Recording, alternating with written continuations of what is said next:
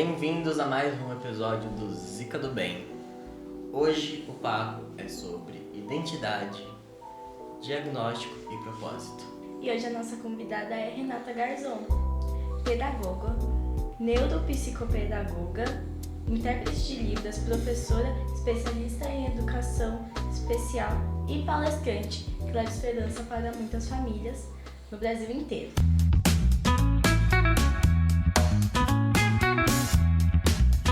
Seja bem-vinda, Renata. Como você está hoje? Olá, meninos. Estou bem, estou ótima e é um prazer estar aqui com vocês, revê-los depois de tanto tempo, tá? Eu tava morrendo de saudade de vocês. Muito prazer de estar aqui novamente. Como foi receber seu diagnóstico depois de tantos anos?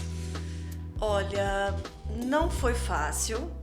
Vai fazer um ano agora em outubro, comecinho de novembro, que a Pro recebeu o diagnóstico de autismo leve, TAG, que é o transtorno de ansiedade global, e a Pro também já tem a epilepsia de difícil controle. Então, a epilepsia, ela já estou com ela faz mais ou menos uns 6 anos, então ela vem prejudicando um pouco, às vezes o pensar, o raciocínio, muitas dores de cabeça. E com isso, com essas dores, esses cansaços, essas estafas, essas fadigas mentais que acabam deixando o nosso corpo também muito cansado, o meu neuro, ele falou assim, e eu tendo muita convulsão dormindo, ele pegou e falou assim: Rê, eu acho que tá na hora a gente pedir um último exame, porque a Pro toma remédios, altas dosagens, não teria mais o que fazer.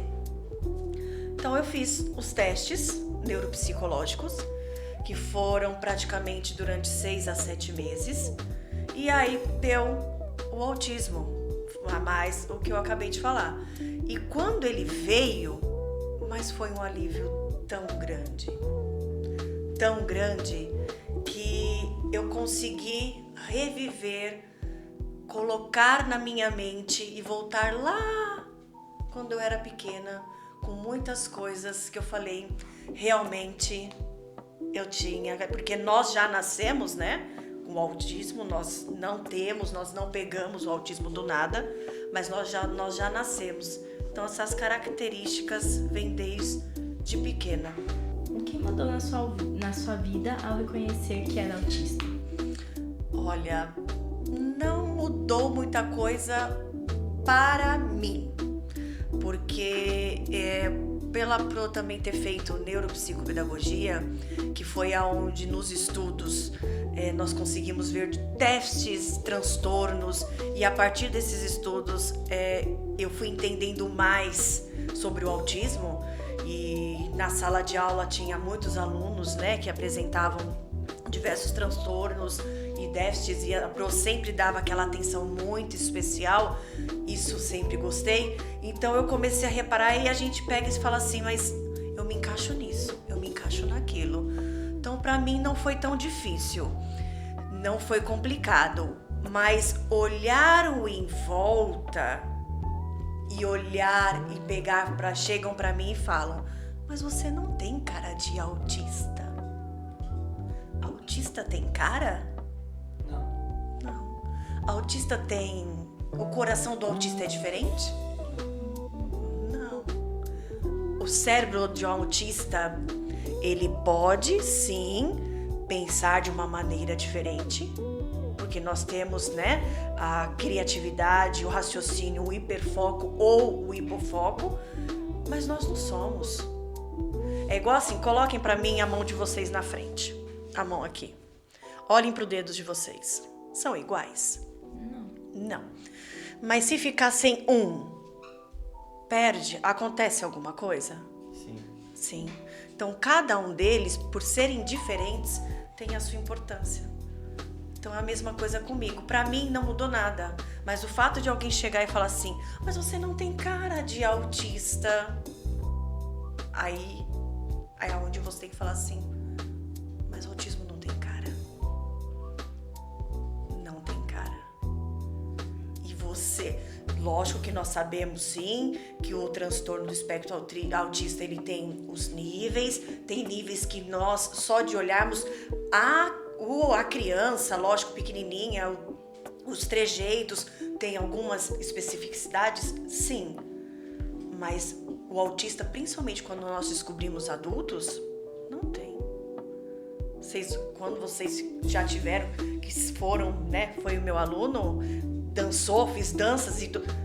Sempre fui agitada, mas tinha cara de autista? Não. Mas a mente, ó, sempre foi. Então é isso. Você disse que sentiu alívio. Por quê? Porque desde pequena nós somos em 4 irmãos, né? E eu sou a mais velha. Aí tem a minha Pichuca, que tá com 27 anos e casou agora, minha princesa, minha filhota, que eu chamo, e tem meus 2 irmãos do meio. Eles sempre eram os mais soltos. E eu sempre fui a mais quieta. Então, assim, tinha essa diferença, né? Então, assim, eu falo que a família do meu pai é mineira e a família da minha mãe é paulista. Então, eles falavam que eu era mineirinha, porque ficava quietinha, e eles eram os paulistas, porque eles eram os danados, não, eles eram crianças que brincavam. Eu brincava, mas eu queria logo voltar para casa. Quando a Pro viajava, mas a minha ansiedade, o medo que eu tinha logo que voltar era tremendo, porque parece que eu não ia mais voltar para minha casa. Então tinha algumas coisas que eu parei para pensar quando eu recebi o diagnóstico. Eu falei assim, tem características. Na escola eu estudava muito, mas hoje nós temos o bullying. Na nossa época, na minha época, na época da sua mãe não era o nome bullying, né? Mas eu chegava na escola por ser a CDF, que eu ficava na frente, tudo, né, era de estudar. Tinha gente que não gostava e eu todo dia recebia uma música quando eu entrava na sala de aula de mau gosto. Todo dia. Então eu não queria ir pra escola, mas eu ia. Mas eu tinha que ir. Então eu não entendi o porquê. Por que faziam isso comigo, se eu não fazia isso com ninguém? Jamais eu colocava alguém de lado. Pelo contrário, eu ajudava. Eu ajudava. Jamais. Ironia, por exemplo, eu não sei significados, eu não sei. Se vocês vierem com alguma coisa irônica, a Pro não sabe o que significa. A Pro vai na frente de vocês e chorar, porque eu não sei o significado. Nunca soube. Então, na minha família, que sempre foi muito brincalhona e tal, vinha com essas ironias, ou eu saía chorando, ou eu ficava assim, às vezes era julgada. E é difícil. Aí começa a entender. Aí você começa a colocar. Eu gosto de tudo certinho. Meu estojo era tudo colorido, tudo. Quando eu pedia para os alunos no caderno, tudo colorido. Por quê? Hoje eu entendo. Hoje tem tudo um propósito. Mas eu agito tudo. Então a Pro não sabia a esse nível, mas quando eu descobri, me fez tranquilizar. O que significa a frase "eu não sou diferente, eu sou especial"? Eu sempre me senti muito diferente. Muito. Desde pequena. Muito, na verdade. E eu tinha que, na verdade, tentar mostrar coisas para, às vezes, ficar em evidência, porque eu não tinha evidências em determinados locais. Então, ou escola, afins em vários locais. Até que você vai crescendo, né? Você vai adquirindo conhecimentos e você vai vendo que você não é diferente. Então, se eu não me tornar e se eu não me fizer uma pessoa especial, quem vai fazer por mim? E se eu me fizer e eu sou uma pessoa especial, eu vou tornar a pessoa que está ao meu lado precisando muito da minha ajuda também uma pessoa especial e não diferente. não temos diferenças a não ser físicas.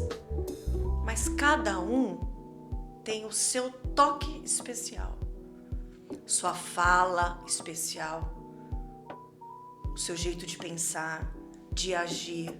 Não preciso ser igual a ninguém. Nem por isso sou diferente. Mas que eu sou especial, sim. Hoje, aprovei isso. Que eu sou especial. Mas eu não via. Eu via como diferente. Então, por isso que hoje eu me trato como especial, como uma pessoa que vai fazer a diferença para o outro. Enxergar que ele também é especial. Como foi amadurecer tão cedo? Pegar o ônibus aos 11 anos e ser mãe aos 19? Minha mãe já teve logo, por exemplo, depois eu tinha 1 ano e 2 meses, a minha irmã nasceu, depois de 5 anos mais ou menos o meu irmão, então foi meio que escadinha e a minha mãe trabalhava o dia todo, meu pai também. Então, assim, para poder ajudar, para poder fazer esses manuseios, nós tínhamos que poder estar junto com eles. E quando nós íamos para minha avó, a minha mãe e meu pai, sempre falavam, quando você ir tal lugar, você tem que descer na sua avó.